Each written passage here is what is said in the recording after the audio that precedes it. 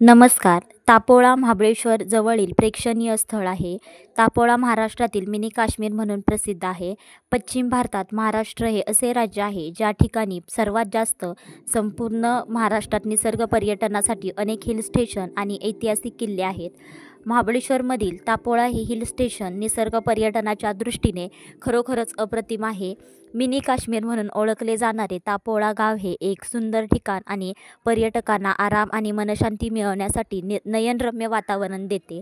आपण जर शहरातील त्रासदायक आवाज आणि शहरी जीवनापासून काही काळ स्वतःला डिस्कनेक्ट करू इच्छित असाल तर या ठिकाणी आपण नक्कीच जायला हवे. हे गाव अतिशय सुंदर असून निसर्ग संपन्न आहे. 3 बाजूने असणाऱ्या नद्यांचा संगम, त्याचबरोबर नदीच्या कुशीत कोपऱ्याने असलेली गावे, हिवाळ्यातील हिरवळ आणि आल्हाददायी वातावरण या सर्वांचा याही देही याची डोळा अनुभव घ्यायला असेल तर निसर्गप्रेमींनी इथे नक्की भेट द्यावी.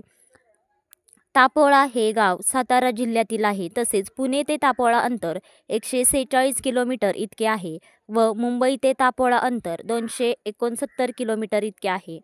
तापोळा हे समुद्रसपाटीपासून साधारणतः 1300 मीटर उंचीवर असलेले असून हे एक उष्णकटिबंधीय तापमान असलेले ठिकाण आहे. या ठिकाणी पावसाळ्यात भरपूर प्रमाणात पर्जन्य होते. या ठिकाणी वार्षिक पर्जन्यमान साधारणतः 2200 मिलीमीटर आहे. या ठिकाणी निसर्ग सौंदर्याने आणि शांत वातावरणाने मंत्रमुग्ध करते.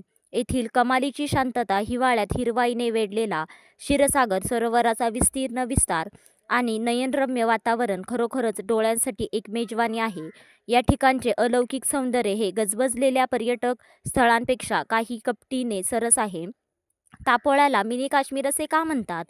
तर तापोळाचे टोपण नाव मिनी काश्मीर हे सह्याद्री पर्वतरांगांच्या निसर्गरम्य दृश्यांमुळे आहे, ज्यात शिवसागर तलाव दिसतो. काश्मीरच्या दल सरोवराप्रमाणे बोटिंग, ट्रेकिंग, कायकिंग आणि बरेच काही ऑफर असणारे तापोळा हे निसर्गप्रेमींसाठी आश्रयस्थळ आहे.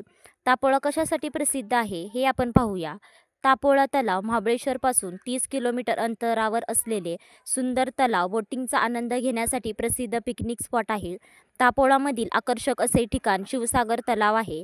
हे तलाव कोयना धरणावर बांधलेले असून या धरणामध्ये कोयनेचे पाणी आहे. हे तलाव साधारणतः 50 किलोमीटर लांब व 80 मीटर खोल आहे.